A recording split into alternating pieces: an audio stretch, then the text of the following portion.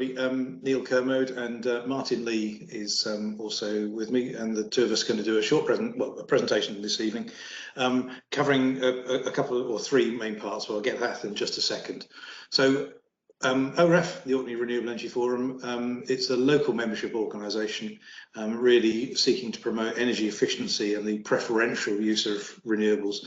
And everybody's welcome to the monthly talks that we have. And we are, I think, now technically about 22 years old. This photograph was taken pre-COVID with the 20th birthday cake, courtesy of Martin and Evelyn, I believe. And so we've been rattling away at the need to make sure that the renewables gets its fair place. And it's really interesting to see what's happening, and we're really delighted to be part of this sort of COP peripheral event because this really fits so well with everything we've been talking about for so many years. So this evening, I'm going to do a talk in three parts, looking at what Orkney is doing right. So what are the right things we're actually doing? Are there some of the wrong things that we think are going on? And Martin's going to cover that to a large extent. And then finally, a piece which I think is relevant, which will help us understand whether we're doing the right or wrong thing, which is what can scenario planning offer us as a tool, as a means to actually decide what is likely to justify need to put effort into it. So what's been happening, first part, and a few lessons to share. So Orkney's been battling away, doing its own thing for a number of years, and that really led to things like the Orkney Sustainable Strategy, which was put together a few years ago now, so 2017, by the council. And we have, some of the experience of Orkney has helped inform and shape that. And indeed, we keep making sure we're having input into other documents, and particularly, say, things like the Scottish Energy Strategy. I'll talk more about that in a second. And the actions that we are taking here often feature in things. So it features in there, features in the hydrogen strategies, features in a load of different documents. And we know that some of the things that we're talking about are actually featuring in some of the conversations that are going on around COP. But if we look at, say, things like the Scottish Energy Strategy as a reference document to see what's actually been going on, Orkney's been doing a huge amount because we've really been working at all of the things that are pretty much on the front cover. And we also know that we have, with our sort of diverse energy portfolio in the county, we know we're seeing some of the changes that are going to come. And the main one that we're also going to see is this reduction in oil and gas over time. And so Orkney is really well placed to make the most of the opportunities that we see, because if we can understand things early, we can do two things. One, it gives us a unique selling point to actually help other people and provide services to other people. But secondly, as a smallish community, we can actually learn these lessons on behalf of others and then share those lessons back, and then save people making big expensive mistakes when they might actually want to make fairly small expensive mistakes with us. So what's actually been going on? Well, Orkney's been doing quite a lot. I mean, we've got quite a number of achievements I think we can justifiably claim. We've generated more than 100% of our electricity needs from renewables every year since 2013. And so that is something that has been a huge change that's gone on, and something that a lot of other communities around the UK are seeking to get to over time. We've also had more wave and tidal energy devices demonstrated in Orkney than anywhere else in the world. I think we're now at 34 different devices from 21 different companies from 11 different countries have actually tested and demonstrated devices to varying degrees of success in the waters around Orkney.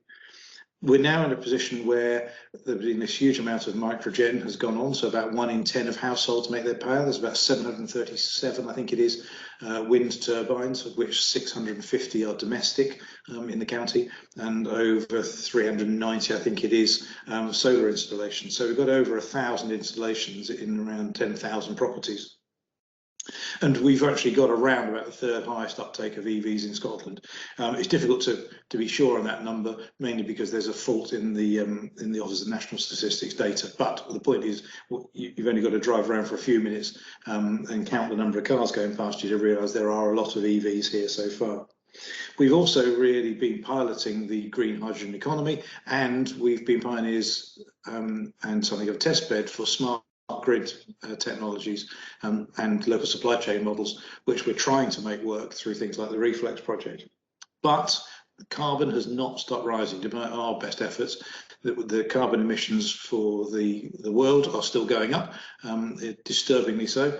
And for reference, that period, that scan pretty much covers my lifetime, which shows we've gone from under 320 units to now just around 420 units in just my lifetime. And we also, it's well recorded that we have highest levels of what's termed fuel poverty in Scotland, according to some estimates. So we've done some good things, but we've got a lot of stuff still to do, to be perfectly honest. So how do we use our energy in Orkney? Well, it's important we understand that, and this is some work done by Aquaterra a little while ago, now 2019, which is an energy audit, which shows how we use energy in our world. And the left-hand side are sort of the rough categories of buildings, road transport, aviation, marine transport industry, and then agricultural and marine transport at the bottom. And the middle and the right-hand column of this, as it stands at the moment, are the fuels that we use. And those fuels then get broken out and then used in a variety of different specific activities. And basically, they break into two distinct categories, which is heat and light, and then transport. And you can see the scale of transport for how important that is for Orkney as a whole. Now, we said earlier that we've been successfally producing more electricity than we've needed every year since 2013, and the number of electric vehicles on the road. So effectively, we've greened up what's in those boxes. But the point is, we have only done about 20% of the job at the moment, if we are lucky. So there's 80% of the job still to do, and there's a huge amount to operate to try and get us off some of those other heating systems, such as fuel, kerosene and things. So the question really is, what else is it that we can do? What do we really need to get at to put an end to our carbon addiction? And so we had to think about that, and we really came up with a few things that we really feel that could be done. Well, declare a climate emergency. Yes, well, we did that back in May 19, and that was quite a step forward. But the next stages we really need to do are things like electrify everything we possibly can.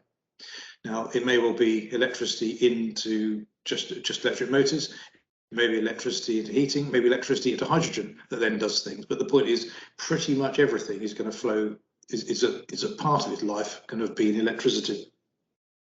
We also need, the whole thing about if you're in a hole, stop digging, about stop making the problem worse. And anything we can possibly do to stop making the problem worse would seem to make sense, because this is something which is an accumulative problem. In other words, the longer we spend trying to get a solution, the more we've got to claw our way back through the wasted time we had whilst we were getting to a solution. And we also need to act urgently. It is quite clearly an emergency, and if it's an emergency, you need to act like it's an emergency. If the fire alarm goes off, you don't form a committee to decide how to respond to the fire alarm. You just get out the damn door. So we need to act urgently, and we also need to make sure we invest carefully in the future, because we do know without us doing anything that change is coming. We know that the government has announced that there's going to be an end to fossil fuel vehicles within a period. I'm not bothering to hold the dates in my head. It's ancient history as far as I'm concerned. We do know that our ferries are rusting out and will need replacing, because they are very aged.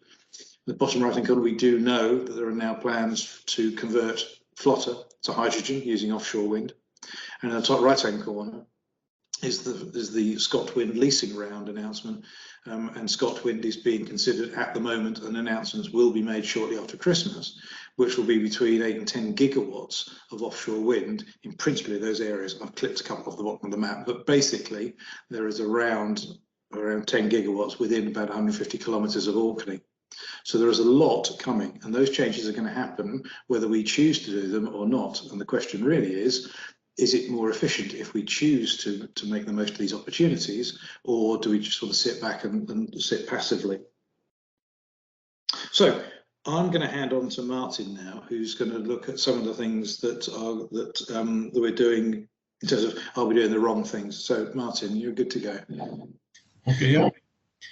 So the question is, are we doing the wrong things? There was a big change in what the targets were in the around 2019.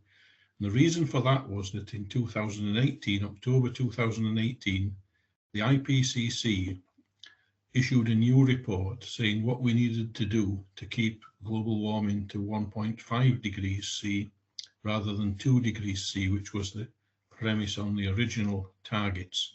So we went from a target of an 80% reduction by 2050 to net zero by 2050. But more importantly, the Scottish Government have looked at IPCC's targets and said we need a 75% reduction in carbon emissions by 2030. So that's only 9 years away. And we haven't really taken account of that in Orkney, and we've done some things which are not great. So if you could move on to the next, there's a part slide there, I think, Neil. So we've bought 2 new fossil fueled tugs. So this is partially acceptable because I believe these would have been designed and purchased when we were looking for a 80% reduction by 2050. But very recently we agreed to buy a 3rd fossil fueled tug. And that really is something that we shouldn't have done. And I'll talk about that a little bit later because there's other things that we've done. Next one, please, Neil. We've contracted for a new fossil fueled bus fleet. So we're in the middle of receiving brand new diesel buses when we could have received brand new electric buses which ran on Orkney's own electricity. And Orkney would have generated between about 3/4 and 4/5 of the electricity needed to charge those buses. And we would have had to import 1/5 to 1/4 of the electricity. So we've really shot ourselves in the foot by not buying electric buses. There's other things that we could have done as well. If you could move on, Neil, to the next slide. So the question is, should we stop buying fossil fueled kit? Next, click on. So the thing is, if you can, you need to stop now. It's not, if you can't, try harder. There's nothing that we do that we can't stop right now, or we can try better to do it. And the thing that we need to try harder for, really, the thing that is not immediately available, is aviation. Everything else we can already do. Move on, please, Neil. Right, now this is a letter that was sent to EMEC in reply to, not EMEC, sorry, apologies, Neil, it was OREF. It's so small I can't read it actually on the screen. It was sent to OREF, and it was a response from the Chief Executive of the Council, and the particular bit that we want to bring, the procurement of tugs. It says, the intent of the policy is that the procurement that we carry out will have a minimal effect or contribution to climate change. It is not a policy that we will stop procuring anything that is not zero emission at this time. So that's a clear statement that the Council are deliberately failing to do what is required. And that is something that needs to be thought about very seriously by the Council. We go on to the next thing, please, Neil. So Orkney's tugs, what I've done on these graphs is I've put the orange line. This shows the target that has been set by the Scottish Government, which is entirely in line with the IPCC's requirements to achieve 1.5 degrees of global warming, no more than 1.5 degrees of global warming by 2050. If the blue line, which is where we're heading, is above that line, we're failing. If it's below that line, we're doing better. But ideally, we want to be at that line or below. The left-hand graph shows the purchase of 2 tugs, which were purchased prior to the new targets, and then the purchase of a 3rd tug coming along in a year's time, 2 years' time, I think, I can't remember. And then the 4th, yes, that dip that Neil's highlighting there, That one is if we were to buy a fourth diesel tug. And the reason we're talking about 4 is that's in the letter that came from the OIC chief executive. So that shows a massive failure in the purchase of tugs. The blue line is far, far higher than the orange line. Now, the next one on to the right, that shows what would happen if we didn't buy a new tug now. We waited a year while a new tug was designed that could run on electricity from our grid or hydrogen that we would make from surplus electricity in Orkney. And all right, we're above the line for a little bit, but then we get below the line, and then as we go further to the right, we're above the line a little bit because we've still got these 2 diesel tugs that we purchased last year or the year before. And then eventually when they get replaced, we can get back and we can meet our target. So we've got to the situation where we've got to the, apologies for that, that's outside the place I'm staying. We've got to the situation whereby we have one last chance to meet our target, but overall, we're going to be above the line that we should be. Could we go on to the next slide, please, Neil? So a contract's just been agreed with Stagecoach, and there's an option to adopt green buses in the contract. So again, the blue line shows the first dip on the blue line when we get the new efficient diesel buses. The second one assumes that in 8 years' time, we can replace them with electric or hydrogen buses. If you look at the amount that's above the orange line and the amount that's below, we're over the target. And that's assuming that we actually do replace those diesel buses in 8 years' time.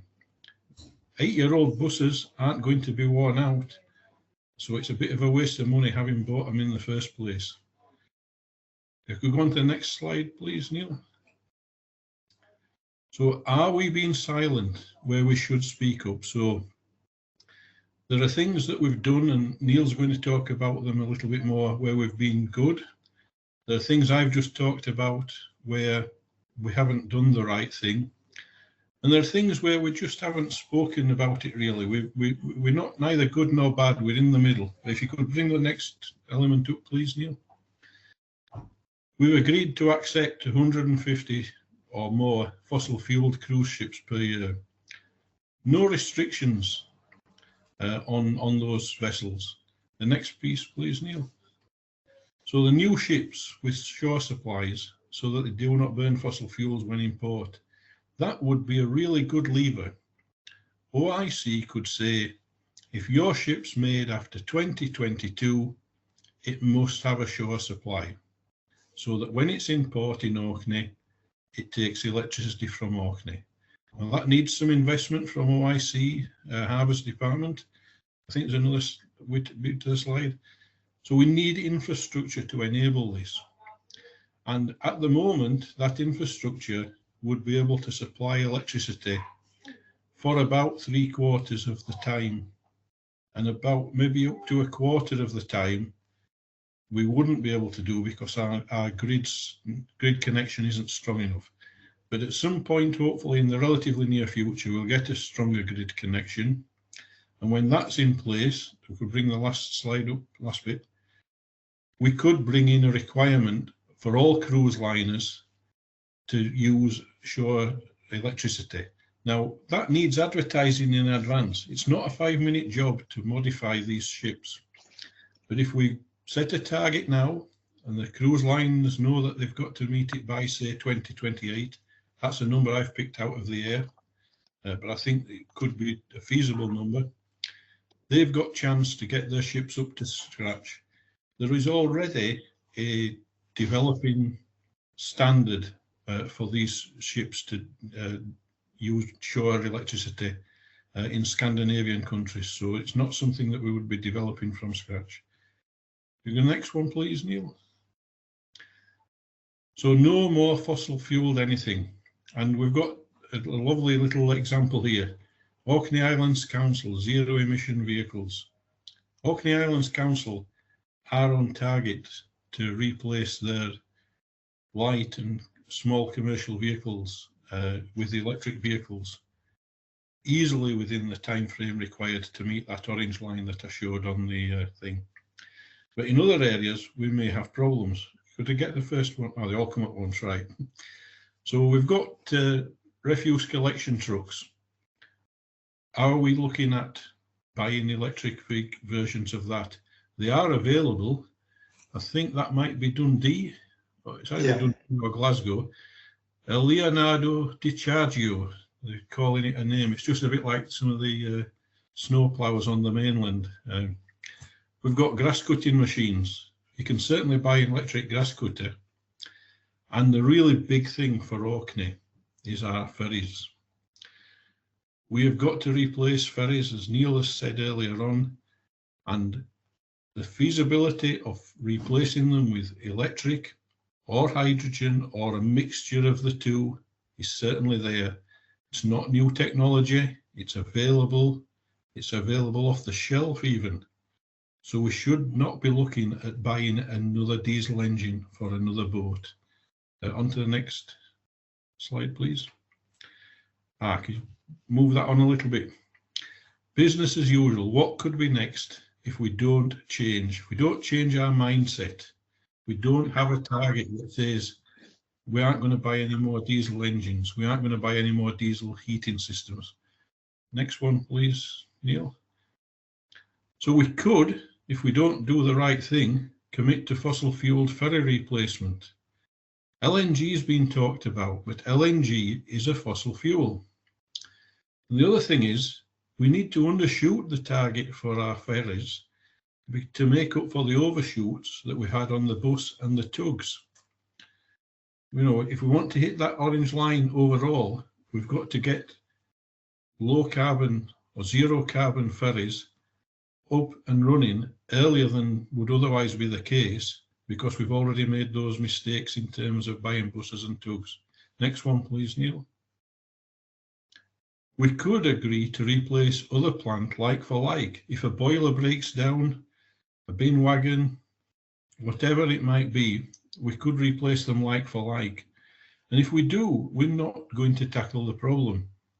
Next one, please, Neil.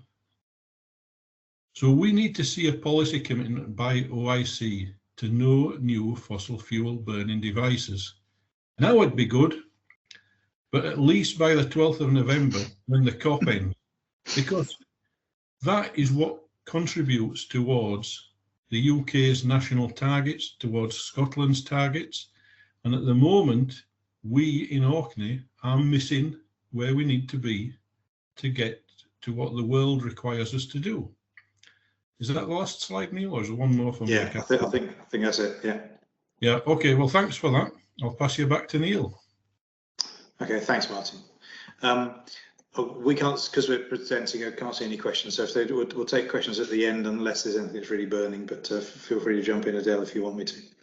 So the final, third part really is about the idea of scenarios. So the point is, we know that change is coming, as we said earlier. We know that we're going to have no more fossil fuel cars. We don't exactly know what the fuel is going to be. We suspect they're probably mainly going to be electric, but they could be hydrogen or other fuels. We know offshore wind is coming. We know flotter is going to move from oil to hydrogen. We know the ferry is going to be replaced. And we need to make sure they are not fueled by LNG, but they're fueled by something else. And we also know that they're changing the building regulations, which are tightening up. And we also know that aviation is going to be seeking to change its fuel in one way or another. We're seeing some initial works on that.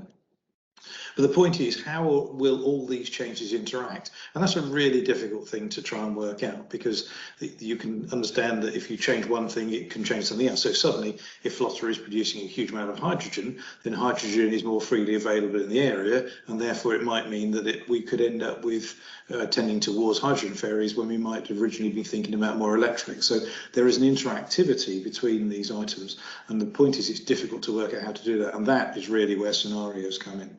So I'm just going to briefly cover a bit about how scenarios are made to work. The point is, scenarios are not predictions. They examine options by looking at all multiple vectors. And you sometimes, through doing this work, discover commonalities between these various activities. They do tend to oversimplify things, but they do also provide an insight for direction, if not necessarily in detail, but they do have their uses. And the point is that they are done by a number of different people. I'm going to touch on some of those generally, but I think the most useful ones that I've come across are ones by National Grid, and they have their future energy scenarios. Now, some of you may remember we had the team up and actually presented at an OREF meeting very shortly after KGS opened. I remember it vividly because it was in the middle of a gale whilst everything was pretty much flapping around our ears. But the point is that these scenarios are produced annually, and they do tend to evolve over time. So it's not just a case of you set it up and that's it forever. You can keep tweaking this stuff over time and keep aware of the evolutions that are going on. Now, the way in which you put the scenarios together really depends on the choice of axis, and in this case, they looked at the speed or level of societal change and the speed of decarbonisation. They tend to assume the technology is okay, i.e. that'll just get sorted, which is probably about right, but the scenarios are not necessarily sensitive to cost. So you can put cost in if you want, but they often don't bother. And the point is that National Grid publish these on a regular basis, and they basically come down to 4 that they publish. And you see in the bottom left-hand corner, which is in the low level of societal change, i.e. the vertical axis, and low speed of decarbonisation in the bottom left, shows this idea called steady progression, which, if you can't read it, it says is about the slowest credible decarbonisation, minimal behavioural change, and decarbonisation in power and transport, but not in heat. And if we go to the most extreme, i.e. the largest amount of societal change and the highest speed of decarbonisation with the top right-hand corner, gives you this leading the way scenario, where it looks at the fastest credible decarbonisation, significant lifestyle changes, and then mixtures of hydrogen and electrification for heating. And then in the middle, there are ones which are not quite as fast and not quite as changey. Now, these are useful because by assuming those various factors that are in the boxes, it then drives what you're going to do. So it'll change the amount of hydrogen that you're going to use in various ways. It changes it changes the amount of change that people are likely to be willing to accept. And overall, they then give you a chance to play around with things. It's interesting to note as well, as we'll come into in a second, but the top 3 do get you to net zero by 2050, but the bottom left one doesn't. So it says slowest credible decarbonisation, but it will fail to get to net zero by 2050. So if we look at one of these, I'm going to pick leading the way as an example for a start.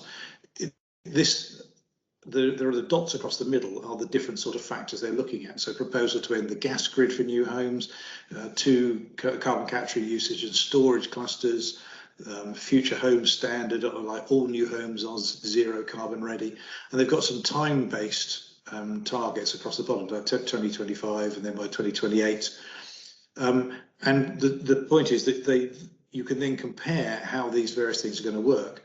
And you see at the bottom there are ticks or crosses which really show whether something is succeeding. So I'm going to focus particularly on comparing the bit about the heat pumps between the various scenarios. So the heat pump one is the 2028 target. And if you look at how these work, you'll see that's the leading the way. This is the system transformation one. This is the customer transformation, and this is the steady progression. And basically, looking at the boxes, the extreme left says there's 600 heat pumps installed a year, and the 2 ticks means yes, we'll exceed that.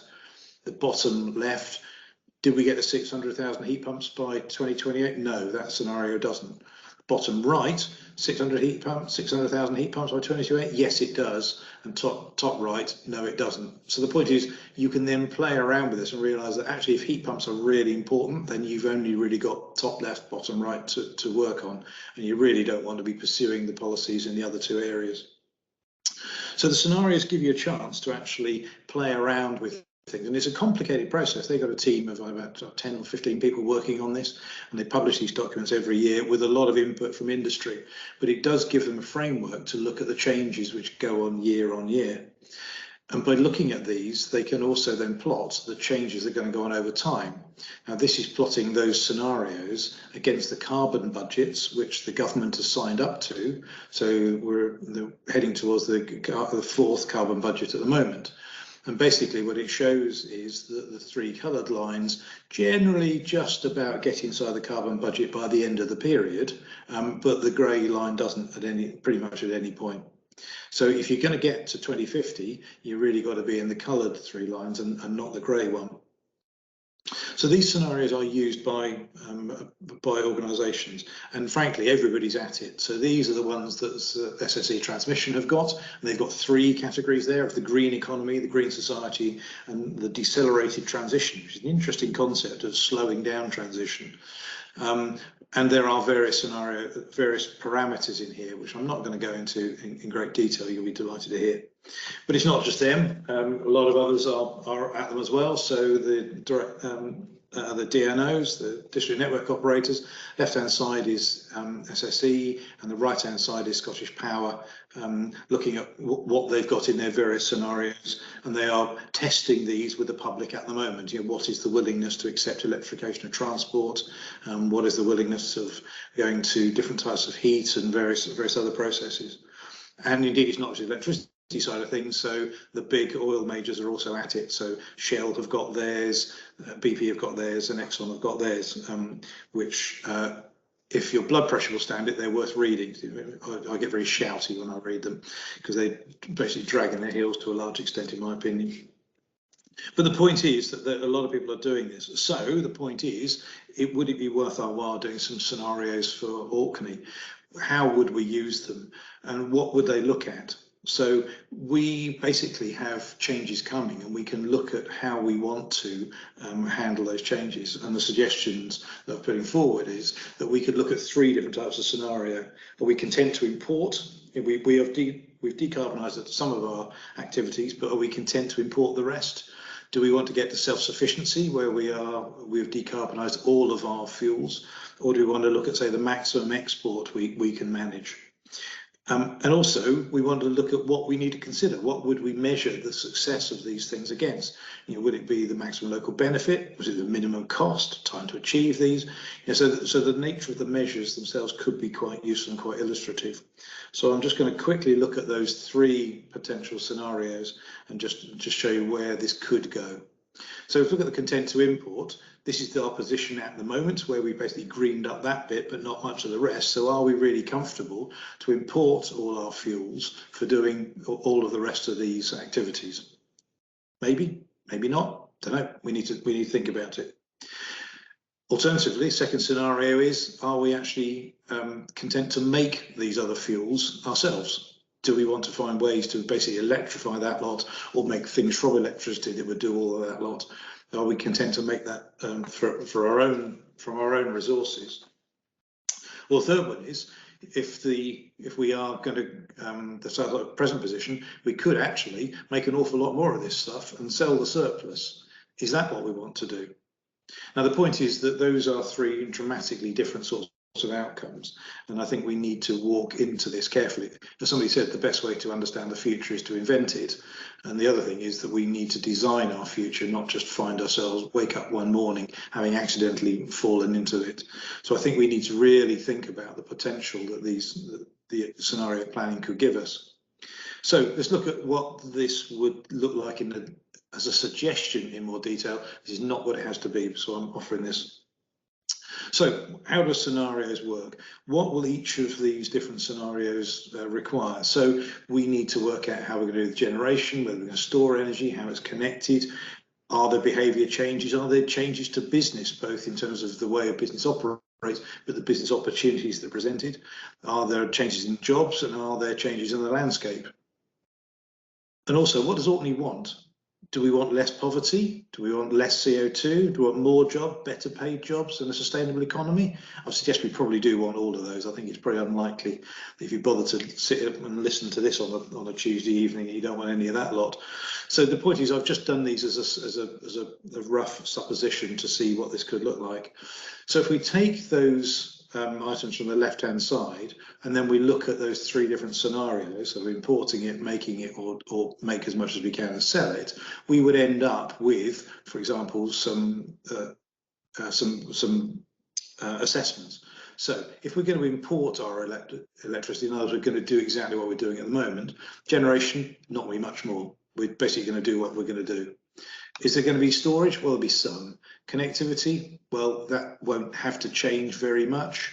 Our behaviour change? Well, it will have to be more frugal because we won't necessarily have the money coming in.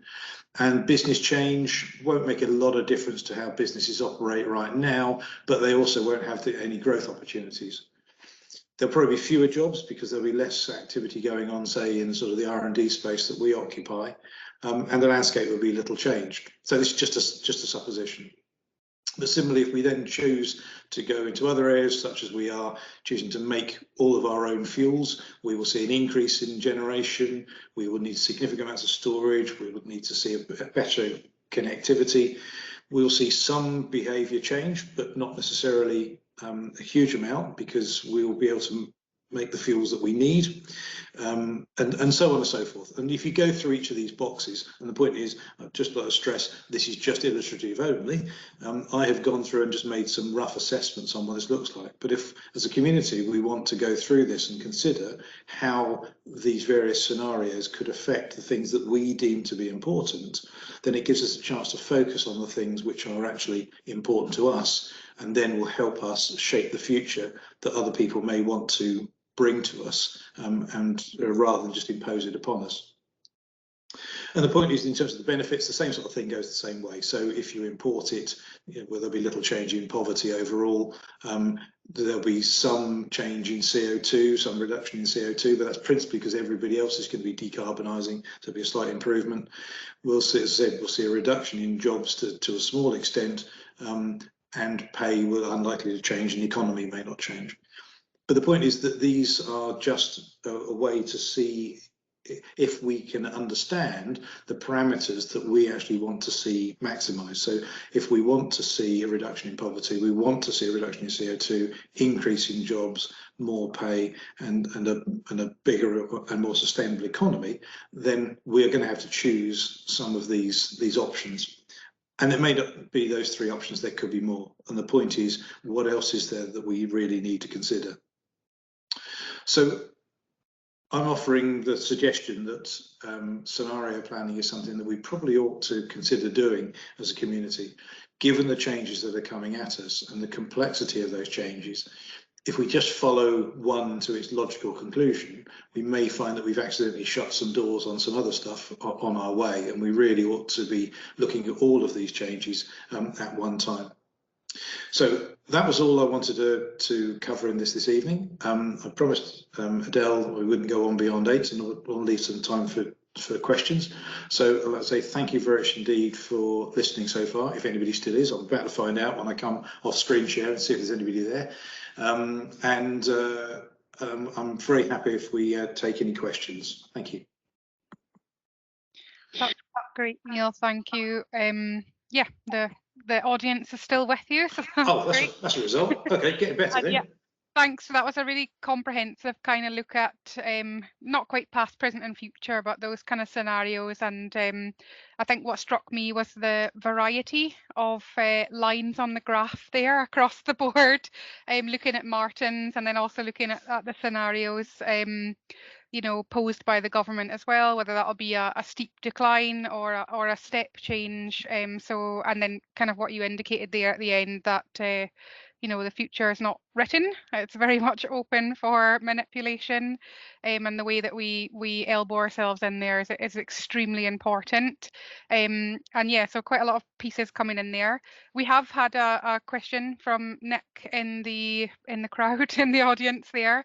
So he's kind of picked up on this fact that the UK and the Scottish government have set targets for net zero, and they differ from one another as well.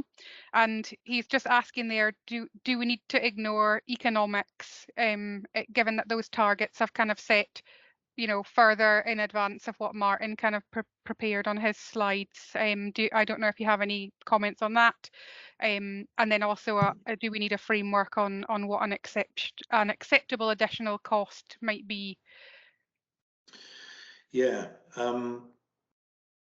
I'm happy to take the first nip at it. Martin, if you want to come in afterwards, is that okay? If you've got any thoughts? That's fine. Okay, so yeah, I mean, we certainly do need a framework for deciding what's an acceptable additional cost,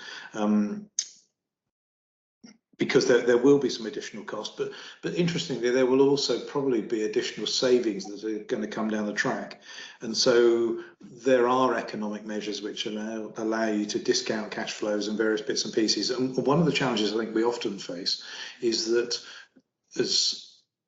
what I've seen is quite often the periods over which you're discounting the value are very different for different sorts of activities. So my recollection is that if you're offsetting against plant, it could be 5 or 10 year depreciation period. You might get 15 or 20 years on some stuff. Flood defence is probably 100 to 150 year write-off period. And the point is that the value of money changes dramatically if you change those discount periods.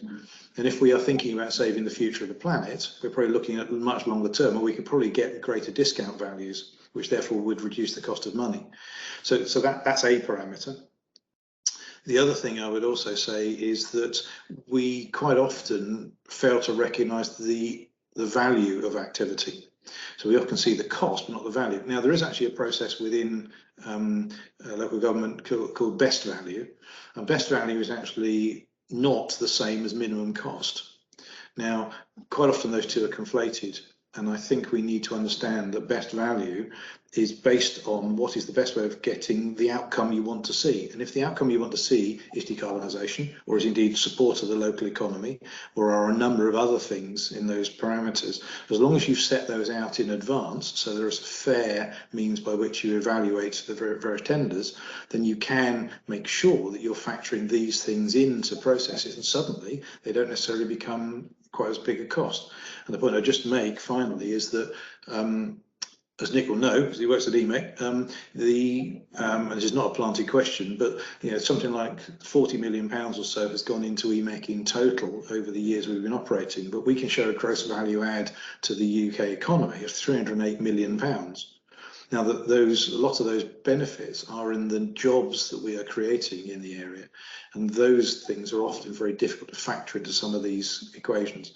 So I think in the R&D space, if we can certainly make sure that we factor some of the values in, you can offset those against some of the costs, and therefore it becomes more economic. Martin? Well, I was going to talk about future costs of energy. We've got wind power. We've built, if we have a wind turbine that's built now, its price for electricity produced is known for its lifetime, basically. We don't know what fossil fuels are going to cost in future. Fossil fuels will become increasingly expensive, even if we didn't have a target to reduce emissions, because we've taken the easy oil, we've taken the easy gas, and we're moving to more difficult to get oil and more difficult to get gas. There's been a great big boom in the United States of America on fracking for shale gas, and these things are producing massive amounts.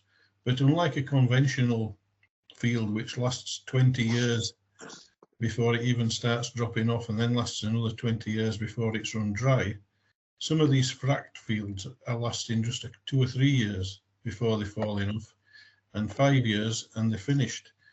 And as with other conventional oil, they've probably fracked the easiest to frack first, if I don't get my tongue in a twist.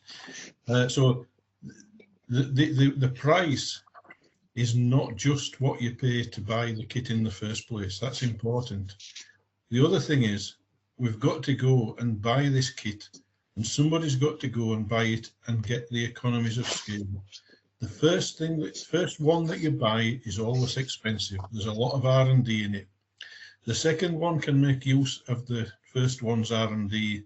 The third one can make use of a little bit more. Only when you get to the factory that's building 200 a week that you actually get to see economies of scale. The one guy that used to make one widget a week now has got a robot that's making 200 widgets every morning. That sort of thing is where you finish up with getting the prices down. So I agree, it might look more expensive now, but if we don't start, we aren't going to get that economies of scale. And I think that as a community, we have got the financial muscle to be that first mover. If we were a poor, impoverished council that couldn't afford to spend an extra £1 million on something, then I can see a different argument to Orkney Islands Council, who can find £1 million to do things. And we found £2 million to do the wrong thing in buying diesel buses. I just can't understand it. We can't say we've not got the money when we can throw it away. Great, thanks for that. So I guess just taking liberty here in the session, that general assessment then is that we need to be looking at the value added for services rather than just the economic bottom line. And again, looking at the time frame of which we assess those economies. I think there is a lesson to be learned over the ferries then, that they've lasted nearly 30 years, when traditionally that would be an 8 or a 10-year piece of equipment. So it's kind of looking at that wider picture. And then I suppose just in very brief summary, it's kind of supporting with that change. I think that comes in. Robin, Ewan have asked a question there about the council's critique, the procurement policy, sorry, that Neil received in that letter, and then asking what the issue is it a price sensitivity or a reluctance to change? But I think we've maybe covered some of those points of, I don't know if you want to add any more to that. Yeah, I think the point there that Robin Ewan are making is absolutely right. I think it's both. It's both sensitivity and also this reluctance to change. There is, I think, in organisations like this, there's always a degree of inertia. However, you can also then turn that into momentum, and momentum, when it's going in the right direction, is actually really powerful. It will ride through problems. So I think helping the council recognise that there is a social pressure that, you know, if they do something that is seeking to move things in the right direction, they won't face the vitriol of Facebook. You know, it is something that we need to help the council with.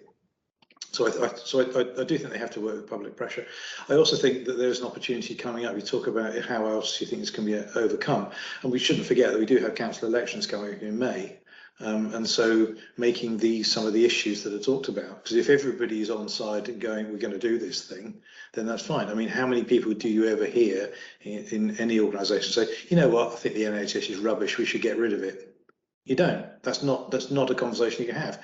And the point is that it's a common thing that we cherish. I think we need to make sure that our acts of decarbonisation always come. Yeah, fair point. We need to make sure that the act of decarbonising is something that we see as with a sense of mission and something that people will support. Just quickly, Bays do an opinion poll survey every quarter called the Waves survey. I urge you to go and have a look at it. And it's quite interesting because things like, you know, who supports various things, like fracking, 15%, maybe 4 or 5% sometimes, nuclear power, mid-20s, renewables, high 70%. You know, finding something else that the great British public generally support. Well, Strictly Come Dancing is probably about it, isn't it? Just to get some wind and wave turbines on the set of Strictly Come Dancing. Get into the psyche there. Yeah, that's really interesting points about, you know, public perception and public acceptance is generally very high on the clean tech side, and also the transition and combat against climate change. I think that was in the high 80s in the survey released. There's some really interesting data around energy efficiency of oil extraction that Martin alluded to there, and by 2050 it will actually cost more energy to extract the energy that we need. So there's a change coming, like we say there, anyway, on how we accept those. So it's all about having control of that situation where we can. And I think you really touched on sort of my baby and my love on that sustainable development point, where we tend to use sustainability as continual economic growth, when in fact it's about balancing social and environmental concerns alongside economic. So if we can start to use some of that scenario planning, to really kind of take root and add value and see the value and importance of those other strands, that would be problem solved, really. All our problems would be solved there. I had a couple of questions. Sorry, Martin. I think Mark. Yeah. Well, I was going to add another answer to the other question is, what we don't do when we're looking at costs is write down what the cost of the environmental damage of using fossil fuels is. We don't have a good way of enumerating that. If we said for every 1,000 litres of oil that you burn in the future, it'll cause one person to lose their home through storm or flood, then what was the value of that home? And the value of that home is average across the world £10,000, say. Then we can look at that and say, actually, for every litre of oil you burn, it's £10 in environmental damage. Now, I'm not saying that's the right figure, but if we were to put something in like that, immediately it would be a no-brainer to use renewables and not to use fossil fuels. Yeah. Yeah, you're right. There's a really good, if anybody's interested in the policy, the dry policy documents, there's a really good 25-year plan that's come out through the UK government that looks at the ecosystems and quantifying ecosystems. And we had the talk on nature last night, and while there's certainly an argument that it doesn't need to be quantified, that's important on its own. That's the language we speak, and like Martin really points out there, getting it into the right language and in front of the right people, sometimes exactly what it takes. So there's the 5-minute hurry up, and I'm just aware that Orkney's on the telly on ITV at 8:30 tonight. Just to say that the session tomorrow is on transport, and Martin just briefly touched on shore supply around the cruise liners in his section there. So David Hibbert's going to talk about the shore supply project in Stromness in tomorrow's session, if anybody's interested in that, and he can give us some stats around how much carbon emissions will be saved utilising the electricity, and I think that's quite a niche application, but we're starting to see that kind of efficiency of projects looking at different parts in the chain where we can make carbon savings. So tomorrow's that and active travel, and then the final session on Thursday is around adaptation. And we're going to look at that from 2 angles, one from adaptation in the environment and one adaptation in species and in practices on Thursday. So thank you very much to both Martin and Neil. Yeah, Neil. Sorry, just a little one. There's also a proposal to do a sort of a just transition session at some point on Sunday. The organisation of that's a little bit vague because someone's supposed to be doing it. Get used to that. So we're not quite sure the timing at the moment. So we'll put something up on Facebook if people are interested in contributing to it. So stand by.